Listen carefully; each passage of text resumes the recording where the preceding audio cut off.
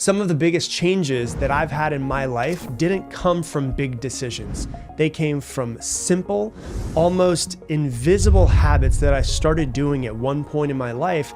And then over time, they compounded and I didn't even really realize the impact of them. And I'm not talking about trends or hacks or get rich quick type stuff. I'm talking about these subtle daily actions that reprogram the way that I think, the way that I feel, and the way that I act in my life. So if you've ever felt stuck or overwhelmed or like you're just surviving in some sort of way, these habits will change your daily life completely. And it might just be the shift that you've been needing. So let's dive into them. Number one is I check my screen time on my phone every single day.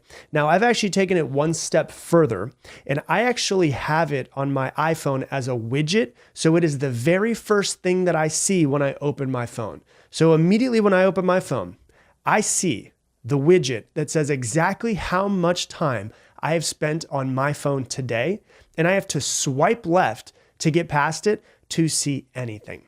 And I want you to understand, I'm not anti-phone. I'm not anti-entertainment. I'm not anti-technology. As I get older and I realize that my life is getting shorter and shorter and shorter, I am more pro-presence than anything else. I know that I will not get to the end of my life and wish that I spent more time on my phone, than wish I spent more time on Instagram or on TikTok. And so I am trying to give myself tricks so that when I see my phone, when I use my phone, I'm like, I need to get off this thing as soon as possible and I need to go experience my life.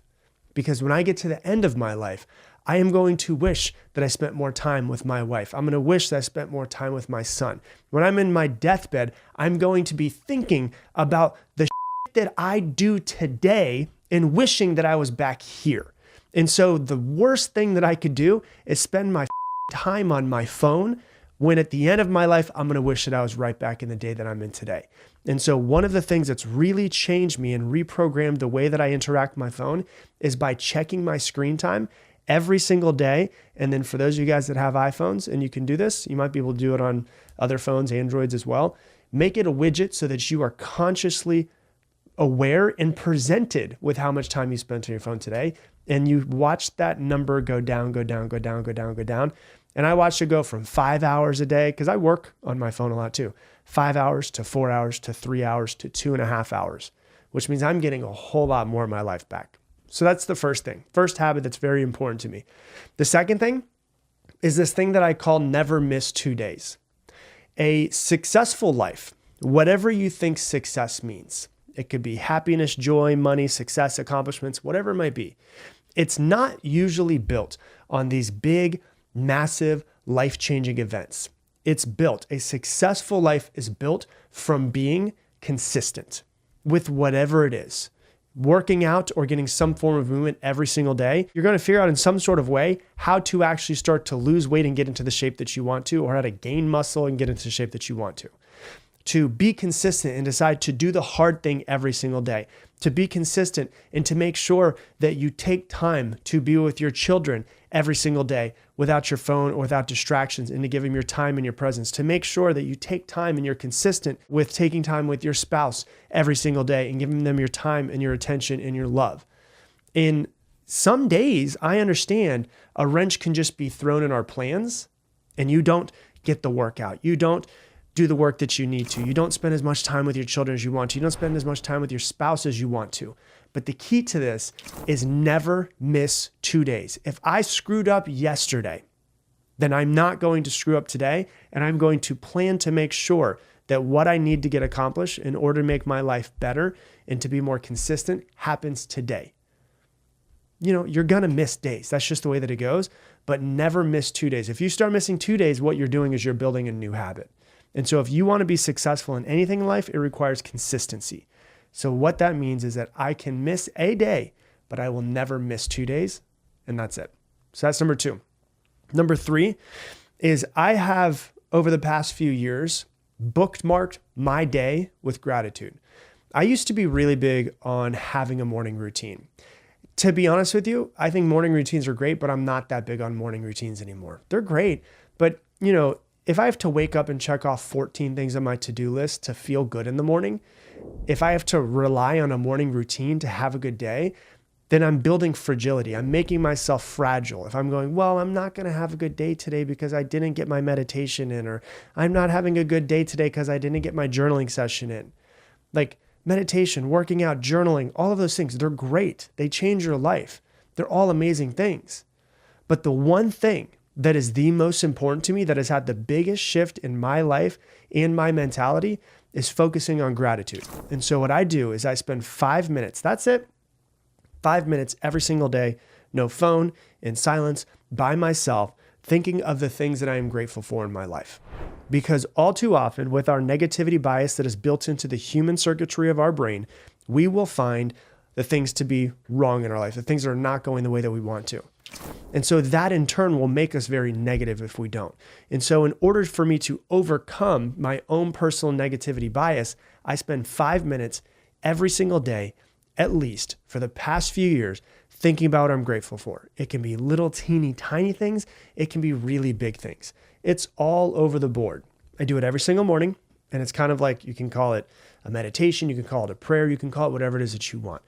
5 minutes focusing on what I'm grateful for. And then the very last thing that I do before I go to bed is focus on the things that I'm grateful for and say thank you for everything that I have to be grateful for as well. Sometimes it's the same thing in the morning and it's the same thing at night. Sometimes there's some different things in there. But here's what I have found in the way that it's actually changed me.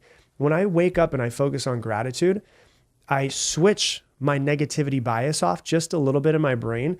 Instead of finding things throughout my entire day that aren't going the way that I want to, that aren't the ways that I'm behind, or the things that I want that I don't have, I'm actually starting my day focusing on what I do have and what I'm grateful for. And then I go through the rest of my day and I just start noticing more things that I'm grateful for that I have versus things that I don't have, in my lack and my loss and my desires. And then when I go to bed, I'm basically programming my subconscious mind, because I'm about to go into sleep, the unconscious mind, to think about the things that I'm grateful for and remind myself how great my life actually is. And so the thing that I do every single day, no matter what, is I bookend in the beginning, in the evening, gratitude. That's it. It's very simple. And it completely changed the way that I look at my life. So that's number 3. Number 4 is something that I call the 5-minute rule. The 5-minute rule is something that was taught to me when I was 20 years old by my very first coach that I was working with. And basically, the 5-minute rule is this. It is when something goes wrong or doesn't go the way that you want to, you have 5 minutes. You set a timer on your phone to yell, to scream, to kick, to throw an adult temper tantrum, to get a pillow and to beat the bed as hard as you possibly can. And when that timer goes off, you're done. You go on with the next thing. And the reason why this is good is because, number one, a lot of times what we do if we have a victim mentality is we will find something that pisses us off and we'll be pissed off for the entire day and for the entire week and for the entire month.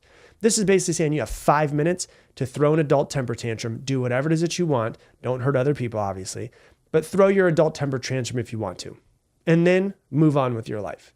On the other side of that, for the people who don't express their emotions, we have learned to push our emotions down. And when you push something down, it's actually called depressing. When you depress something, that is you pushing something down. And we wonder why so many people have so much depression nowadays. It's because we have been taught to push our emotions down, to push them down, to act like they're not there, to brush it under the rug as if it's just going to go away. Emotions need to be expressed. And if they're not expressed, they will be depressed. And that will help us become depressed as well. And so the idea of this is with the 5 minutes is you get to express the emotion, get it out of your body, and then get on with your life. And so the 5-minute rule, you have 5 minutes when something doesn't go right to cry, kick, scream, yell, curse, throw your adult temper tantrum. When your alarm goes off, get on with your life. That's number 4. Number 5 is this rule that I've created that is called be bored for 3 minutes. When I find myself being bored, which happens multiple times a day, where I'm sitting there and I'm like, I need to entertain myself. I need to get my phone. I need to go do this. I need to go do some more work. what I will do is instead of just immediately going to my phone or to work, is I will take 3 minutes. And if I don't have my phone next to me, I'll just guess 3 minutes, 3 minutes to sit in boredom and do nothing.